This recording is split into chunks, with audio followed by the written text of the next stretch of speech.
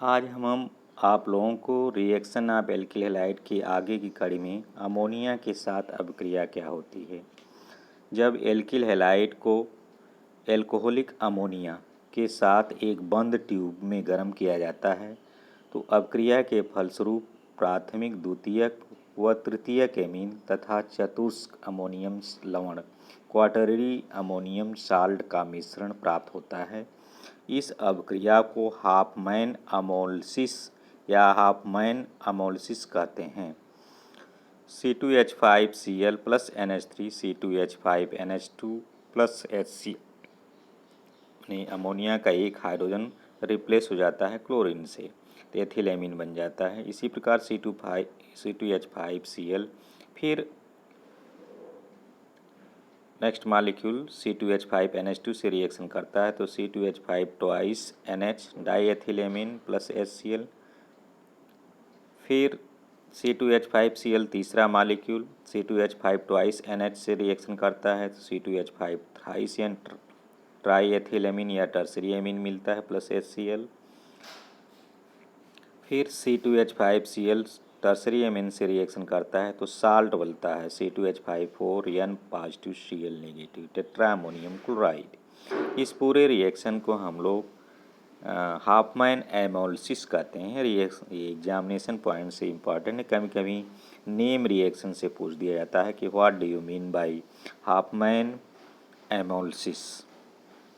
अब अपचयन माने एल्किल हैलाइड का अपचयन करते हैं तो क्या बनता है। एल्किल हैलाइड का जब भी हम अपचयन करते हैं मतलब एडिशन ऑफ हाइड्रोजन तो एल्केन प्राप्त होता है। RH प्लस H2 निकिल की उपस्थिति में 525 केल्विन ताप पर गर्म करते हैं तो RH मतलब एल्केन प्राप्त होता है प्लस HX हैलोजन एसिड प्राप्त होता है। C2H5Br plus 2H zinc copper Cu/C2H5OH यानी जिंक कापर कपूल की उपस्थिति में एथेनॉल से रिएक्शन करते हैं तो लिमिटेड अमाउंट में hydrogen 2 molecules of hydrogen 2 atom hydrogen का प्राप्त होता है। ये जो है एथिल ब्रोमाइड को रिडक्शन माना अपचयित कर देता है किसमें, एथेन में C2H6 प्लस HBr। इसी प्रकार RH plus H negative hydride ये कहाँ से प्राप्त होता है, लिथियम एल्युमिनियम हाइड्राइड रीजेंट है LiAlH4 से तो RH plus CX negative halide निकल जाता है। इसी प्रकार एथिल आयोडाइड को हाइड्रोजन आयोडाइड की से रिएक्शन कराते हैं लाल फास्फोरस की उपस्थिति में तो एथीन प्राप्त होता है प्लस आयोडीन निकलता है। तो इस तरह से आपने विभिन्न रिडक्शन देखे और सारे जो भी रिडक्शन आपको बताया गया है सारे इम्पॉर्टेंट हैं। कौन सा रीजन के द्वारा हमेशा एल्किल हैलाइड कन्वर्ट हो जाता है रिडक्शन के बाद एल्केन में। अब आपको पढ़ना है विलोपन अभिक्रिया एलिमिनेशन रिएक्शन डिहाइड्रोहाइलोजिनेशन। इसमें क्या होता है, जब भी एल्किल हैलाइड को एल्कोहलिक पोटास KOH की उपस्थिति में गर्म करते हैं तो एल्कीन प्राप्त होता है। जैसे ethyl bromide CH3CH2Br plus potassium hydroxide तो एथिलीन प्राप्त होगा माने दो सिंगल बांड टूटेंगे और एक डबल बांड बनेगा प्लस KBr प्लस H2। ये फर्स्ट ईयर में पढ़ाया जा चुका है। CH3CHCl एल्कोहलिक पोटास गर्म करते हैं तो क्या होगा, एक Cl यहाँ से और एक मेथिल ग्रुप से एक हाइड्रोजन हटेगा माने S माइनस HCl एक KOH से रिएक्शन करके KCl प्लस H2O तो प्रोपीन मिलेगा। इसी प्रकार tertiary butyl chloride alcoholic potash से रिएक्शन करते हैं तो isobutene CH3CH double bond CH2 plus KCl plus H2O। लेकिन कुछ ऐसे भी एल्किल हैलाइड होते हैं जहाँ पर हमें दो हाइड्रोजन मतलब मेन फंक्शनल ग्रुप्स जो एल्किल हैलाइड जुड़ा है जैसे CHBr इसमें आपका यह है ब्यूटेन